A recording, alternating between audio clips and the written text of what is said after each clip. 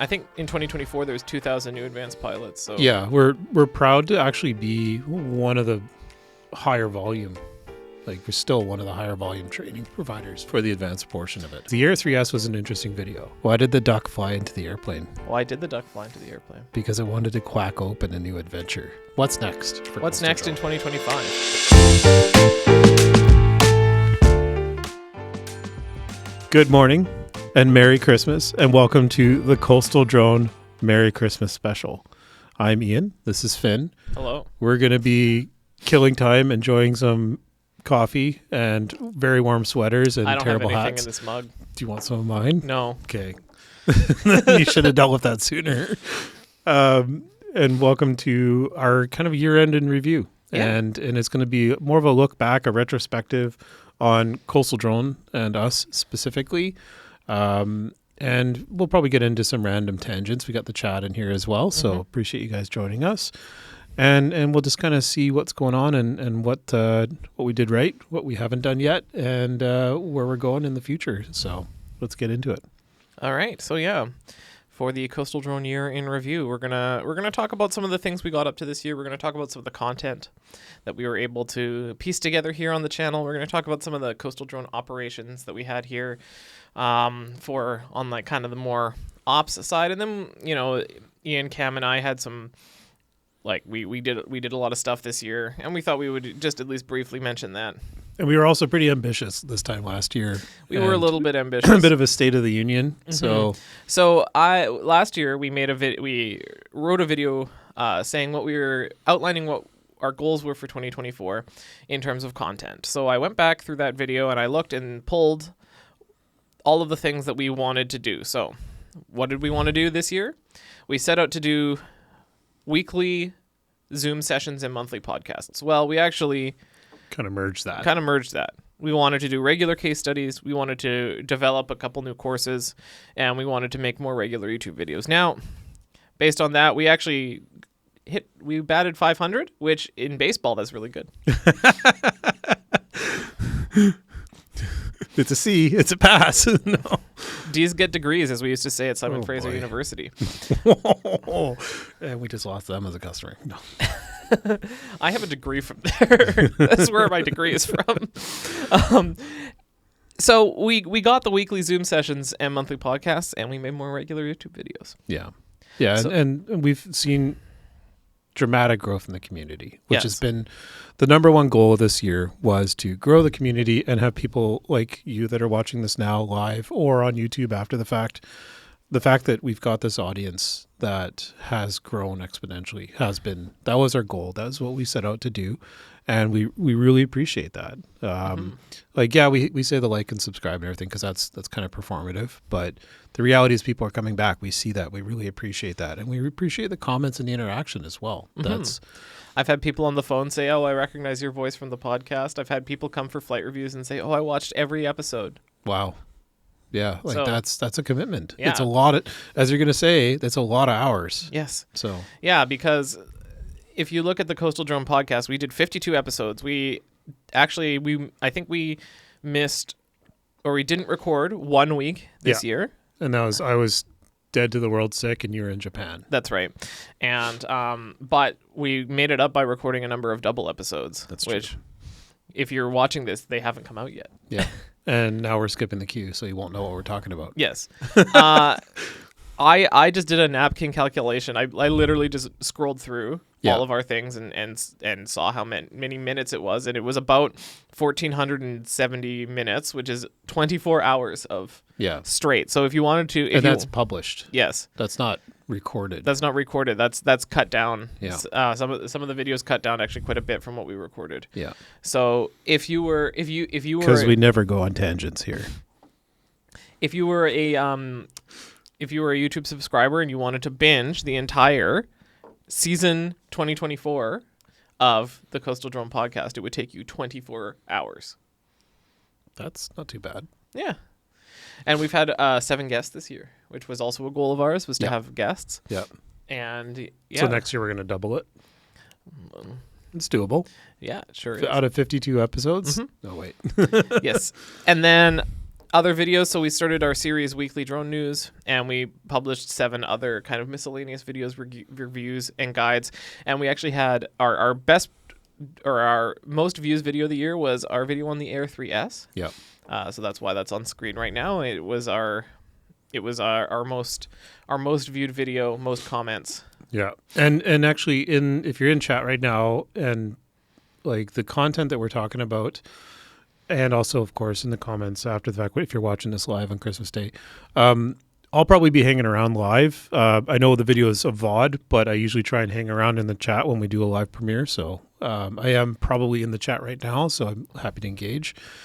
And what I was going to say is the Air 3S was an interesting video because we're not like product marketing influencers, and we don't have any intent to be, right? Our job is to train, educate, inspire, and empower people in pretty much anywhere in the world that wants to fly drones. Unless DJI, if you want to send us an Inspire 3. Yeah, like we love free stuff, but at the same time, it skews the conversation. Yeah, and that's where I came from when I wrote that episode, and I think that's why we got such huge traction on it. Was I took a step back and I knew we weren't going to buy it.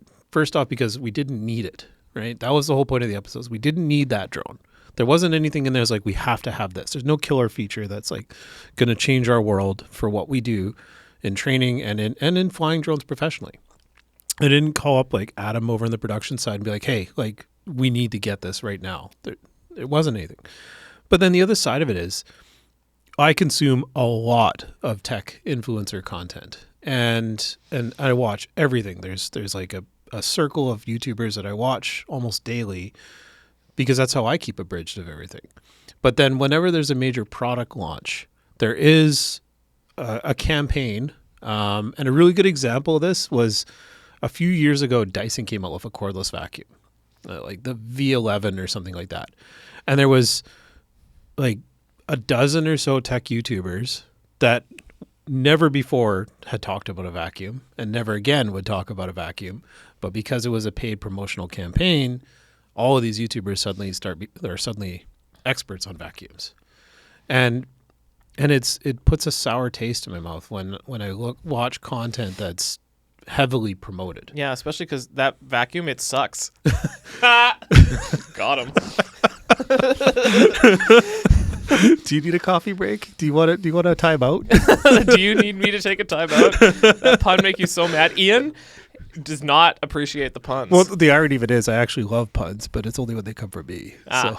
Ian hates it when I tell puns. And I think it was last week when we were doing some filming, I told a pun and it was like, Ian was like, why don't you just like leave the office forever? It's because it kills my mental train of thought. Yes. Then he hit me in the face with a Neo. So, you know. Yeah, that's up on YouTube right now. You can go and see that. Yeah, you can go see me get hit in the face with a DJI Neo. Prop guards work. Yeah, we were okay. Yeah, so whenever there's a big camera launch, whenever there's a big tech launch, like video cards, everything else, like I would love to have, because there's another YouTuber that just recently talked about NDAs, because there's been a lot of leaks recently about the allegedly the Mavic 4, allegedly this DJI Flip, and now potentially a Mini 5. That came out. There was a screenshot or a photo of one, and it may or may not be real.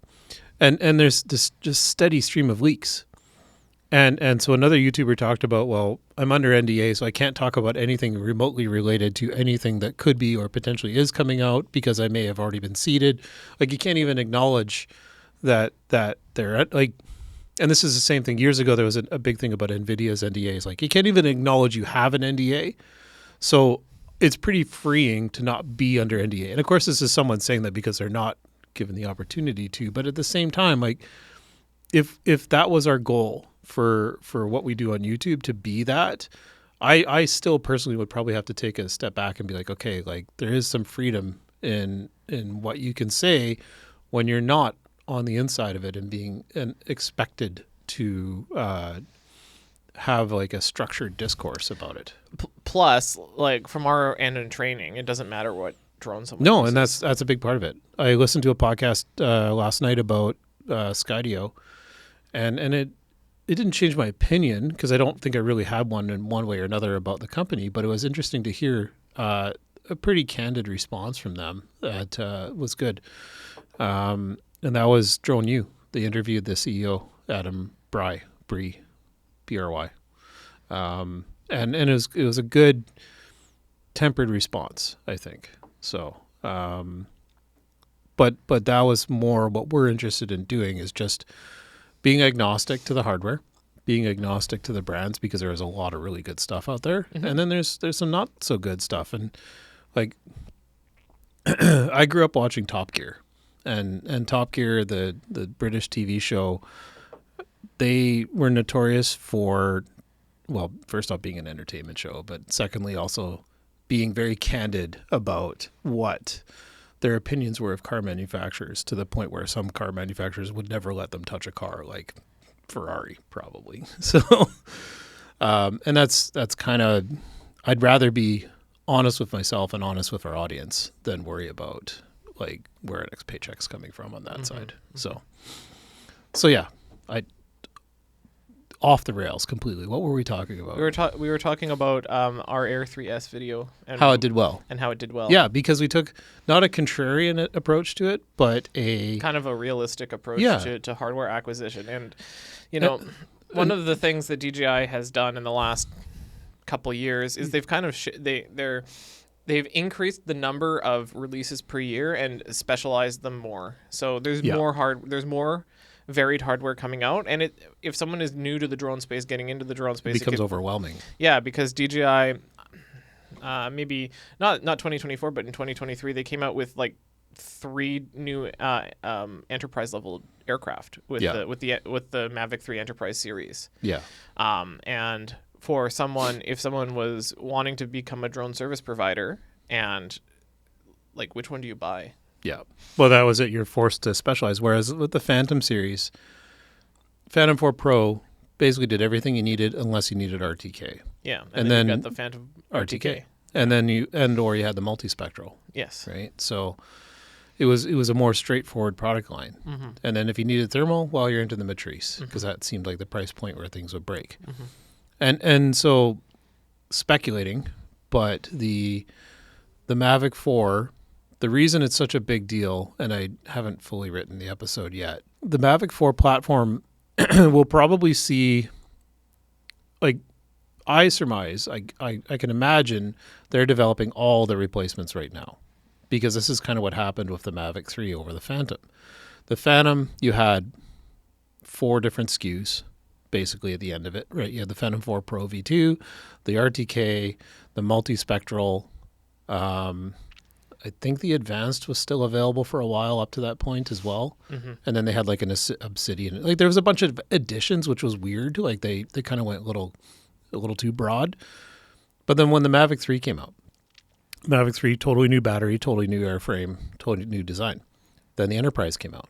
Then the multispectral. Then the and the thermal. difference between the Mavic 3, the Enterprise, the multispectral, and the thermal is the gimbal. Everything else is the same on that aircraft. Same operating system. Well, sorry, not same same hardware. Same hardware. It's just been flashed with a different version of the software. Yeah, specialized. Yeah. And this is why my number one want for 2025 in the drone space is, and I've talked about this before, but there is that Japanese company that are making they're using the open source SO10. Yeah, the SO10. And the reason why I want that drone to come in, to be available in Canada, because you can get it in Japan. I don't know if you can get it in the States. Technically, I could go to Japan, buy it, and then bring one back here and just declare it myself. But yeah, the reason why I want that one to reach the North American market is because it is designed with a swappable gimbal, which, like, the reason why DJI doesn't do that is then they can sell more aircraft. Oh, of course. Because there's, from a technical standpoint, I don't know if there's like any technical limitations to making the Mavic make the gimbal on the Mavic be swappable. Yeah. All right. So yeah. Yeah. Taking a bit of a step back approach seem to do really well for us on YouTube, and that's definitely something we're going to continue to explore for our unscheduled content. Yeah, unless some drone manufacturer wants to give us like $1 million. Yeah, we'll take some hash money. We'll take some. Like, everyone has a price. You'll be surprised at how low ours is. We're pilots. It's really low. It's like really low. All right, let's talk about the operations side. So, a big part of drone training is doing flight reviews. So here at the Vancouver office, between Ian and I, we did about 90 flight reviews. Finn did the bulk of them, just to be honest. I won't mention the breakdown of how that breaks down, but well, it's like basically 80-20. Yeah. 80-20. Yeah, 90 divided by 80-20. Okay. Okay. You said you did what, 75? I did 75 this year. Yeah, I didn't do that many this year. I had a lot of other things on my plate. So, and then Canada-wide, we've done hundreds of reviews. Yeah. Well on our way to like thousands. Yeah, and normally, I think in 2024 there's 2,000 new advanced pilots. So yeah, we're proud to actually be one of the higher volume. Like we're still one of the higher volume training providers for the advanced portion of it. My boss at the flight school, he is an examiner for PPL, CPL exams, and I was really annoyed because I did 75 flight reviews and he did 85 PPL and CPL exams. So he beat me. How many recommends did you do as an instructor this year? Just one. Okay.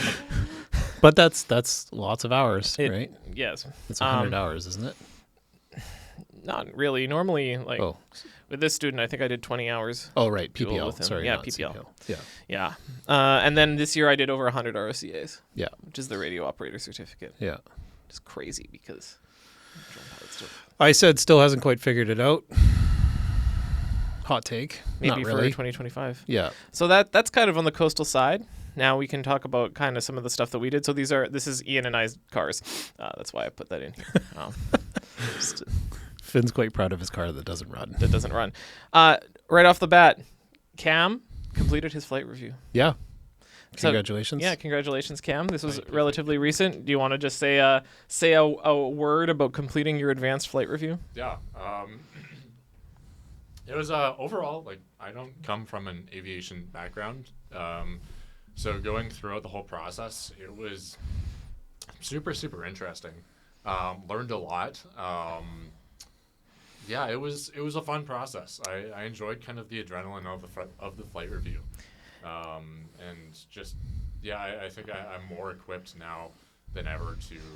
I don't want this to be like a direct plug for the course.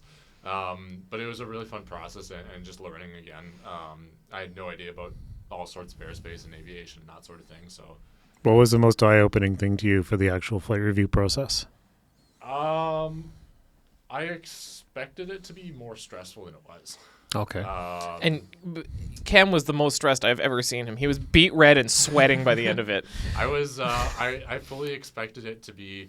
I had gone out for about I think 16 actual technical flights, but I had gone out a total of 4 times, and did I don't know what that calculation ends up to be, but I think take time with your site survey. I think that's a good lesson to. There's some things that I think kind of stumped me. I can't give away too much, I don't think. No. But here's what I will say. So Cam took when we gave Cam the advanced bundle, and He came into it clean. He came into it clean, no prior aviation experience, and I did not. We work in the same office, but as a flight reviewer, I need to maintain a certain level of independence. I did Cam's flight review, but I need to maintain a certain level of independence. And when I'm in the flight review, I'm a representative of Transport Canada, not Coastal Drone. Finn was equally as mean as he normally is. Yes. Which is not very mean. I did not give Cam, before the review, I did not provide him with any additional instruction that I would not normally provide to someone coming for the review. He did not get any bonus knowledge beyond just listening to us talk on the podcast here, which anybody is welcome to do because it's on YouTube. Yeah. If anything, that should have been the litmus test for the podcast is valuable. Yeah, there was a couple of questions I asked him that if he paid more attention to this podcast, he probably would have had a better result. But he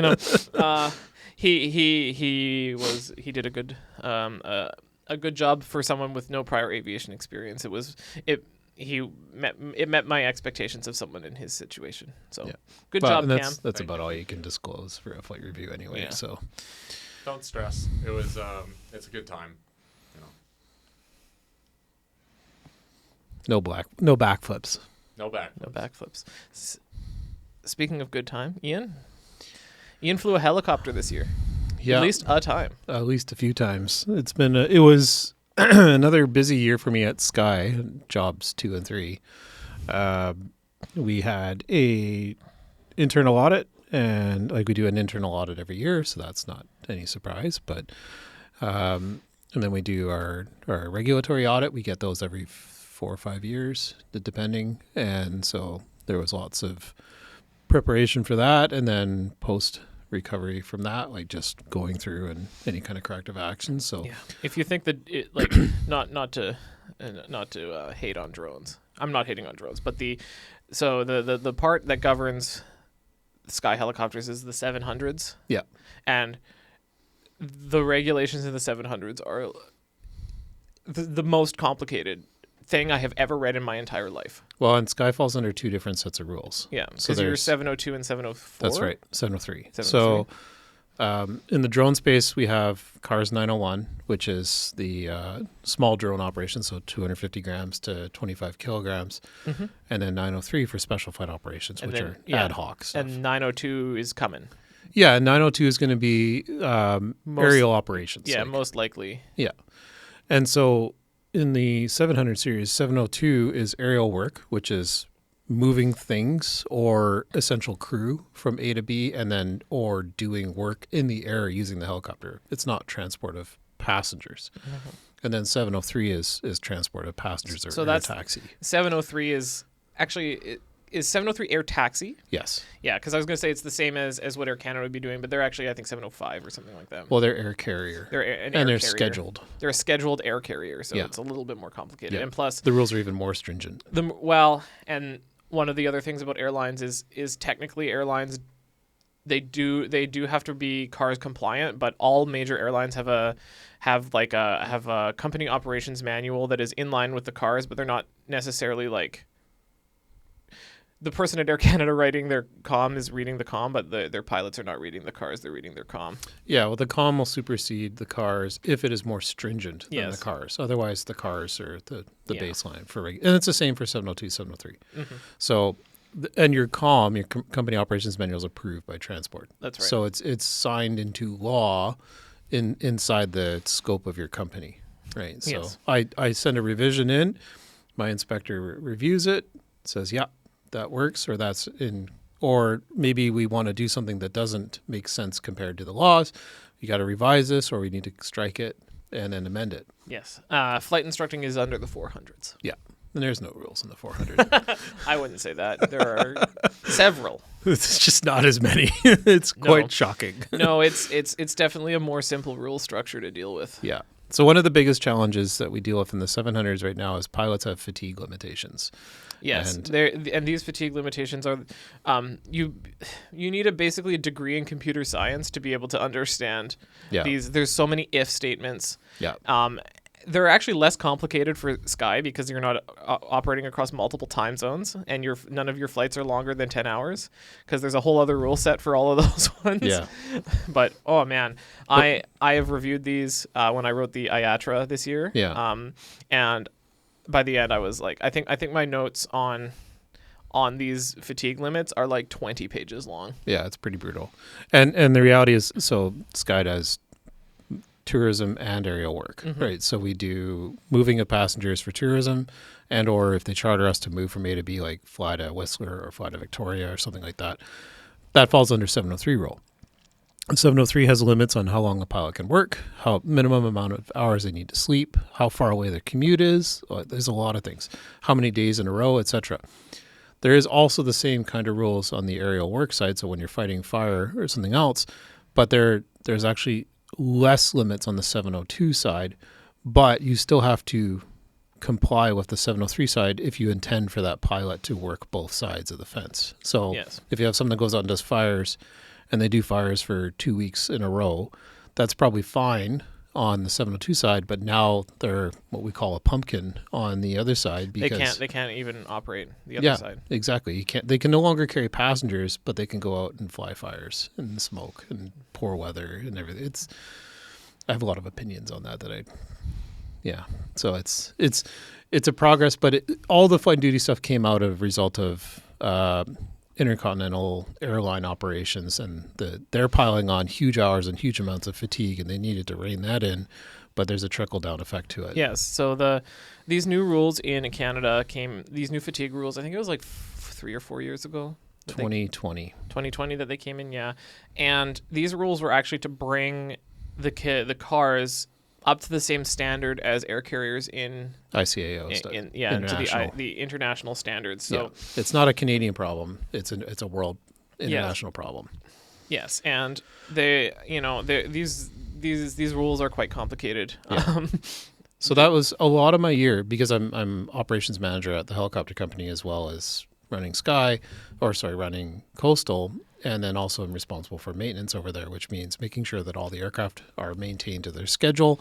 I don't wrench on the aircraft myself, but I approve and maintain the maintenance schedule, essentially. So some of our aircraft are every 50 hours. They get an oil change and then a bunch of other stuff. Some of our aircraft have like $250,000 repairs every 2 years. So it's... cheap repair. Yeah, it's basically a Mavic. Yeah. So, but... So those two things, like tracking maintenance and tracking that our fatigue management and that our crew is flying safely and legally and that we're taking work that we can do safely and legally, that's a lot of paperwork and a lot of resource management and planning. And so I'm definitely kind of spent a little bit more time this year over there than I anticipated, just the way our team was set up. And ended up flying a lot too, just because. Which is fun. Yeah, we're a little busier. We had a really, really strong year over there. We year over year, we've had a phenomenal growth at Sky, the same as Coastal, and really proud of that. So it's been challenging. So you've got what now? Four helicopters? Five. Five at Sky at the moment, and we're looking for more. And we're actually hiring right now. So if you're a helicopter pilot with a Canadian license and the ability to work in Canada and have 1,500 hours or more PIC and fire experience, I definitely want to talk to you. So, and an A-star rating, of course. Of course. We don't really fight fires with the R-44s. No, not necessarily. Yeah. So a couple cockpit views in the slides there of we have a couple A-stars. One of them's kind of a neat machine. It's a left-hand drive conversion. So is that the red one? Yeah, the red one's it's a left-hand drive SD2, which means it runs the LTS 100 700 horsepower turbine conversion, and then it's converted to a left-hand drive because the A-stars are normally right-hand drive, which means we get an extra adult-size seat up front, so we can carry 6 full-size passengers instead of 5. So, and that's a turbo shaft, right? Yeah. Yeah. So normally the A-Star has an Ariel French engine, same horsepower, but the LTS is an American engine. So it's just different maintenance schedule, different cost. And it's an American aircraft? Or no, the A-Star is a French. No, your A-Star is American. Oh, yeah. Sorry. Yeah, the one we're leasing is from the States. So it's got an N register. It means it's a mouthful on the radio all the time. Yes. Because you have to give a full registration check when you are a foreign registered aircraft. Yeah, and then on initial contact you always have to give your full registration. Not if you're Canadian. Well, yeah, because you can drop the Canadian at That's the what beginning. I'm saying. Yeah. So, yeah. So you have to say November. Yes. Which is the prefix for all American aircraft for some reason. Yeah. So that red one's registration is N753CH. So you'd say Tower, good afternoon, November 753 Charlie Hotel, for whatever with information. And you say that on every cold call. Yes. And then if you've never been to the airport before, they're like, what? You can hear the audible pause from ATC. They're like, "Oh, you're an American aircraft." Yes, and then then they'll ask, you fly to Abbotsford, and then they ask you if you're familiar with the Yeah, with are you sure you know where you're going? Yes, I procedures. learned to fly here. I'm good. Yeah. So, but it's also a fair assessment. Yeah. I mean, if I was an air traffic controller and I heard a non-Canadian aircraft, I would also double check to make sure that they knew where they were going. Yeah, this guy's obviously new here. Well, yeah, and like some of Abbotsford's fixed wing procedures are a little bit interesting. Busy. Yes. Busy is what I would say. Yeah. Speaking of fixed wing. So I once again this year was instructing people to fly airplanes. Yeah. I currently on my roster, I think I've got about 8 students. 4 of them are full-time students, and then 4 of them are part-time students. And yeah, I sent 1 student for a flight test this year. A couple first solo recommends as well. But yeah, mostly just kind of. I have a couple students who are starting their CPL training right now, so that's kind of what I've been up to. This year was my best year for flying in terms of number of hours accumulated. I think by the end of this year, it's going to be around 250 hours flown this year. Wow. And so if you're on the call, I was talking about hitting a milestone. If I'm able to get I think it's 7 hours before the end of the year, I'm going to be at 700 hours by the end of this year, which is not too bad. It's more than Ian, so it's not too bad at all. Ouch. So if you're looking for a job in customer service, I also want to talk to you. If you have drone experience and instruction experience and aren't a pilot that's going to totally bail on Coastal Drone at any time. I'm not going to bail on Coastal Drone at any time. And then I also had my first Cador this year, my first bird strike, which was fun. You can actually on the screen here, there's a picture of an aircraft's wing. If you look at the wing, there's this strut, and at the top of the strut, you can see there's a little thing poking down from the strut. This is a vent for the fuel tanks. It allows air to enter the fuel tanks as the fuel drains. So it does it. So are you talking about the pitot tube? No, I'm not talking about the pitot tube. I'm talking about this fuel vent right here. Oh. At the top of the wing strut. Okay. And that's where the bird hit, and the bird was hanging off of that when we landed. It was on approach into the Chilliwack airport. And luckily I know someone in Chilliwack who was able to lend me their car. Your boss. Yeah, it was Ian. So that was an interesting experience. It was good. I felt bad for the duck. It didn't deserve it, but it was a good learning experience on what to do in the event of a bird strike, because I had to fill out some paperwork and forms, and it was interesting because we earlier in the year had actually talked about what to do in the event of a bird strike, and so then I had to follow what I said in that video. Finn, and report it. I have to interrupt you for an important question. Sure. Why did the duck fly into the airplane? Why did the duck fly into the airplane? Because it wanted to quack open a new adventure. Woof.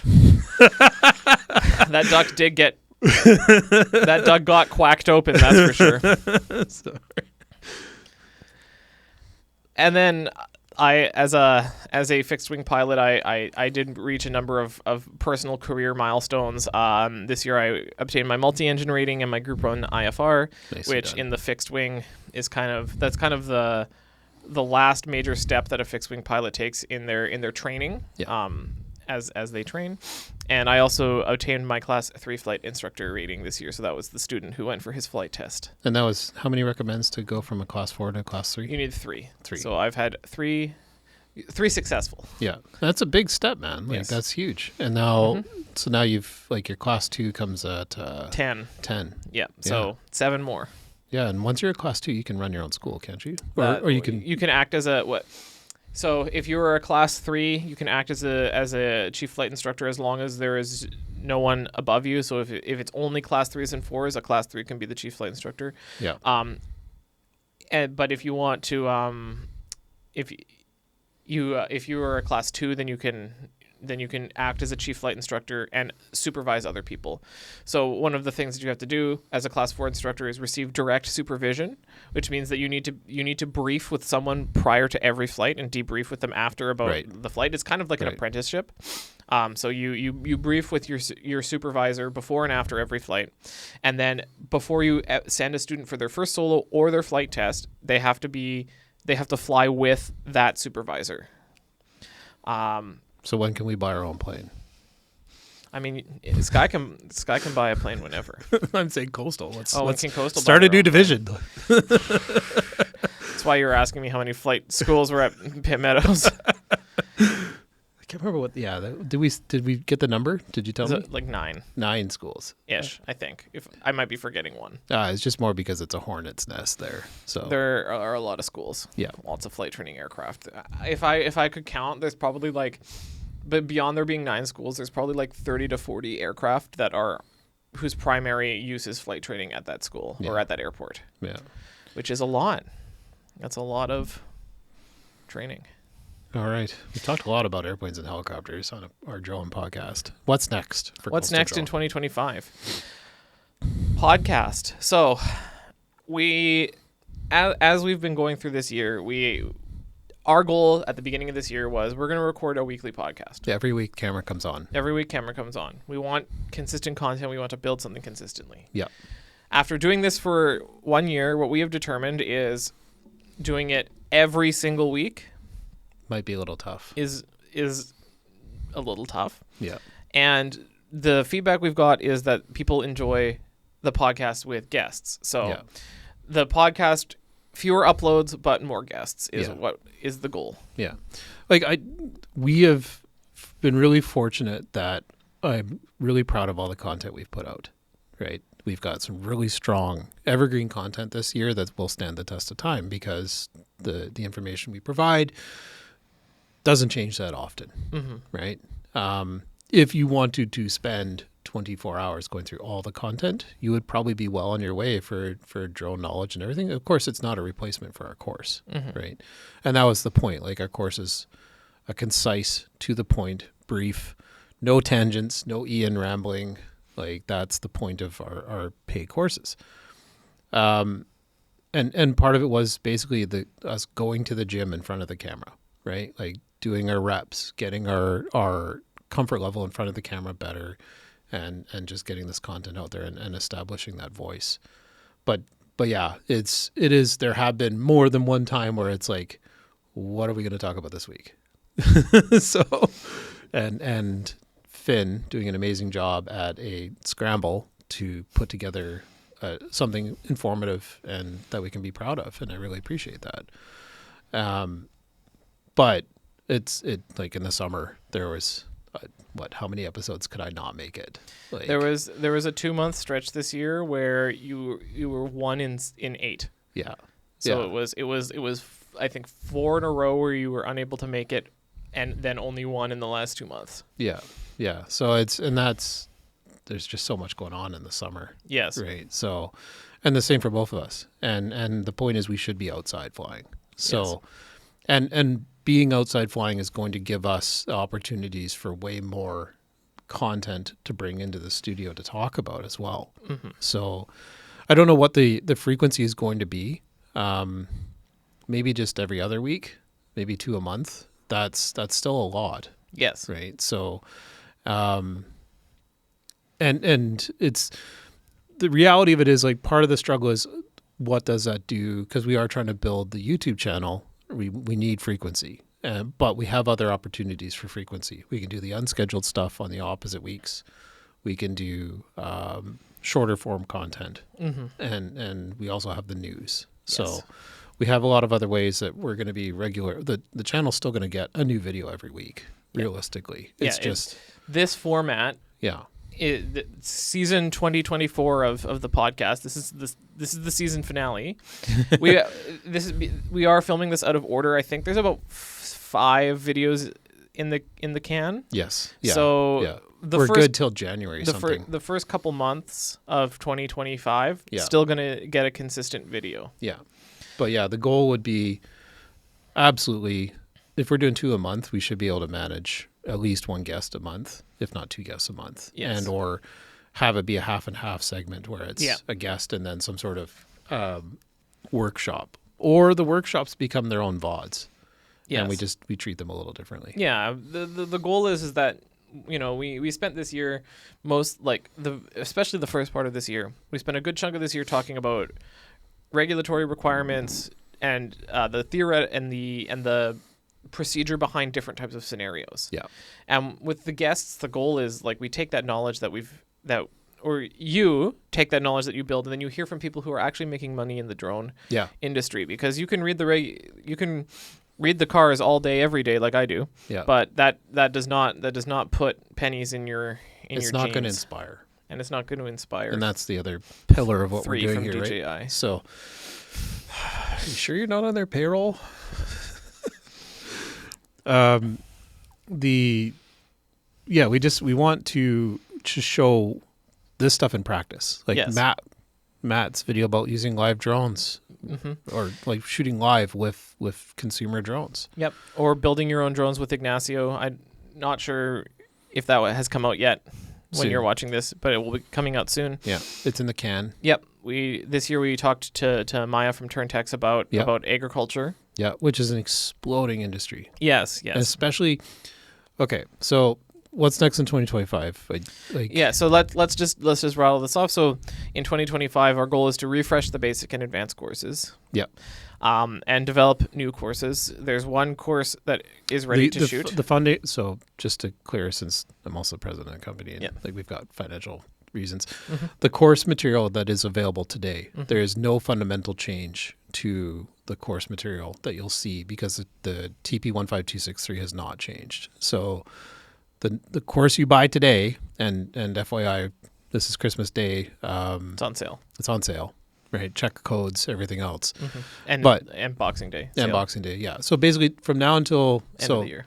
Camera on right now, December 11th to the end of the year, there is sales on the website. We just transitioned the website. We're kind of struggling with like getting codes right in front of you, so always keep an eye out for codes. There are codes out there. Always, like, if you're not an email subscriber, that's a critical thing. Yep. Because when we don't do sales throughout the rest of the year, No. the only time we do them is basically November, Yes. December. Black Friday and the holidays. That's it. Yeah. And so, and I'm serious about that. Like I am a big fan of like price integrity, and it's important to me. So we don't just I want you to feel comfortable that you're not missing out on an opportunity. There's no FOMO. But anyway, the courses that are available right now, no, you're not missing out. You're not going to have FOMO on something down the road. It's going to be a refresh and a delivery, but there is a standard by which the courses are delivered. Yes. Right? Minimum 20 hours. TP 15263 prescribes what it is. It'll be an evolution of what we've got right now. Yes. So, and the reality is, any current subscribers, if you're within that 12-month window of buying the course now, you'll have access to the new content anyway. We always do that. If we update a course, you automatically get access to it. Exactly. So refreshing the courses. Yep. New course development. We've got a couple courses that we want to shoot. One's ready to shoot. So probably It'll be after our Neo review. Every week we talk about doing the Neo review. No, it'll be before that. Yes, and continuing the regular YouTube videos, weekly drone news, and other unscheduled content. Yeah. Reviews. We just tutorials. shot. Actually, That's also going to come out today. is that video coming out today, or when should we do that video? Sorry, which one? The first drone under the tree. Oh, I thought that was unboxing. going to come out 24, and then this one's 25. Yeah, that's a good idea. Yeah. Yeah, we can do that. Okay, so you just saw our decision-making process in action here, by the way. Decision-making process. We talked about this 2 weeks ago. I know. The decision-making process is I remembered what we talked about. So again, just to mess with everyone's heads that's watching this, we filmed that. We filmed the studio stuff a week ago. Yeah, And we filmed the first flight stuff yesterday. that's right. With Steph, and she actually Steph is a pilot over at Sky Helicopters, and she had almost zero drone experience before this, and she flew really well, really aggressively, actually, like super aggressive. Like she had something to prove. I'm like, okay, just take a break. And then she admitted afterwards that she had played with like one of those cheap $30 ones from London Drugs before, like a couple times, so it would never hover or anything. So it made it easier for her to be confident going into flying a $1,400. Sorry, Cameron's personal $1,400 Mini 4 Pro. Thanks, Cam. In and around a tree. So I hope Cam got the care refresh. I did take a look at the shots. They're actually pretty sick. Oh yeah, no, she was doing really well. Yeah. So, and that's something as well that we should do a video on is DJI Care Refresh worth it? Yeah, so we'll crash your drone and then see if it's worth it. Yeah. Don't you have your Avata? No, wait. No, that we have a story about that. Actually. Yeah, we have the Hulk of. We actually have the Hulk of multiple events. Yeah, I don't want to talk about it. We'll eventually finish that video. Yeah, I guess we have a lot of videos in progress. Like we definitely have a lot of content to come out on just YouTube. So us adjusting the podcast schedule is not going to be a big deal to the audience, I don't think.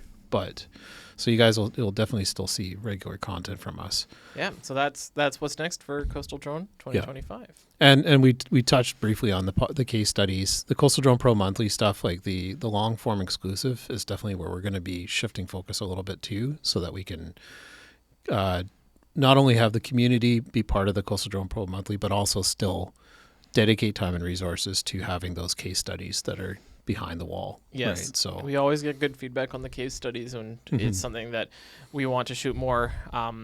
Which is going to afford us time to do that, to get out the door. Yes. Right. Yes. So They are the thing that we're running into is in terms of our pre-production, they are the most pre-production intensive videos. Oh, for sure. And then physically, just you got to wait for good weather.